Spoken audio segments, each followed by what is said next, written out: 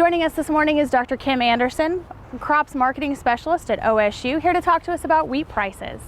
Dr. Anderson, why don't you tell us a little bit to start off with about how this year's wheat prices compare to some of our previous year's wheat prices? Well, they're higher than previous prices, especially last year. Now you can go back to 2010, the prices have been going well below that $6 level, and I like to look at that $6 level for critical high prices and low prices.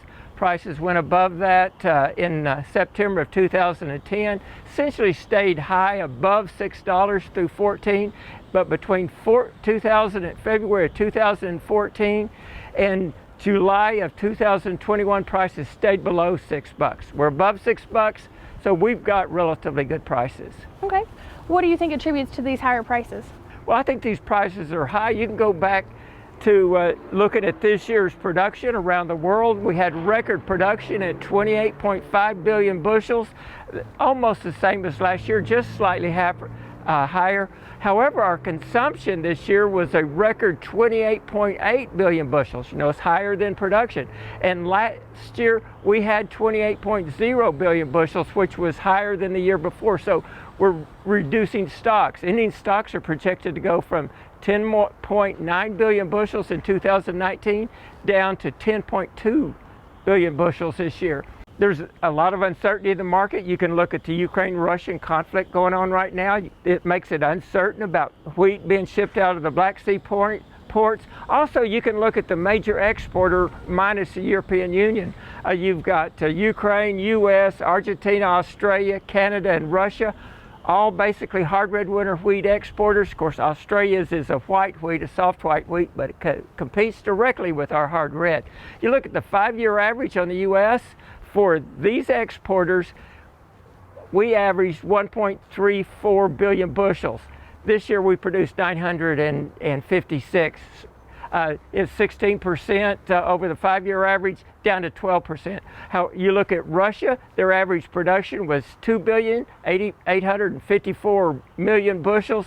This year they only produced 2,774. But now that reduction in production in Ukraine, average 980 million, this year over 1.2 billion. You can look at Australia, their average 868 million bushels, 1.2 billion. So if you total those up, you got 4.34 billion on the average. This year 4.42.